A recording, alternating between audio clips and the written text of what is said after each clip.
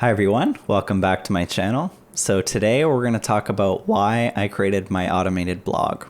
I had a few people a little bit confused when I came out with my automated blog, so I just want to explain why I did it. So there's essentially two reasons. The first reason is because I want to educate the public about these technologies existing. And the reason I want to do that is because I think that they're going to become a bigger and bigger part of our online world going forward.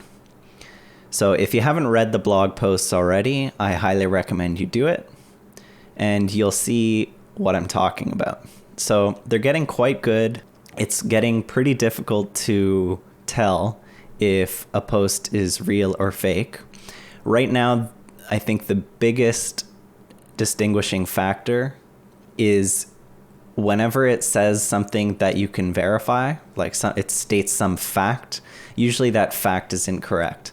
Now, I think that this issue could be resolved over time with some sort of fact database that the model can cross-reference and make sure that it's telling the truth according to some definition of the truth.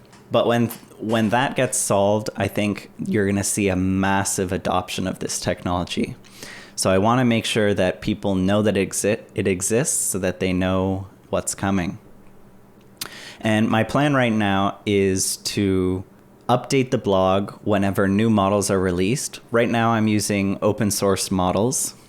So I have used GPT-Neo was the first one, and I just recently upgraded to GPT-J. They're both open source, provided by Eleuther AI. I'm pretty sure that's how you pronounce it. And the new model is about twice the size of the old model, and it's quite a bit better. So as new models come into the open source community, I will continuously update the blog so that you can get a sense of how the technology is progressing. If anyone has closed source models that they want to demonstrate on my site, feel free to reach out to me and I can probably hook that up. So that's the first reason. And the second reason is I kind of wanted to run a test to see whether or not this automated content would get indexed by Google. So I can already confirm that I have 2 blog posts that have been indexed by Google.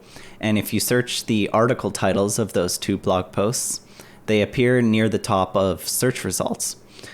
So essentially, if the automated blog keeps running and a bunch of the articles keep getting indexed, then whenever people search for those articles, I will get a boost in my website traffic. And you'll see that obviously if that incentive is there, people will start doing it more.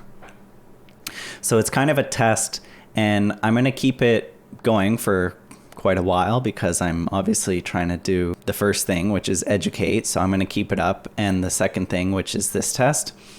And I will be doing a follow-up video maybe in a few months, and I'll tell you how much traffic this automated blog has generated for my website. So I think that's all I wanted to talk about. I hope you enjoyed this little discussion, and I appreciate you watching this video. Subscribe if you'd like to see more videos about machine learning or anything related to machine learning, because that's what I'm going to be putting out. I'll see you in the next one.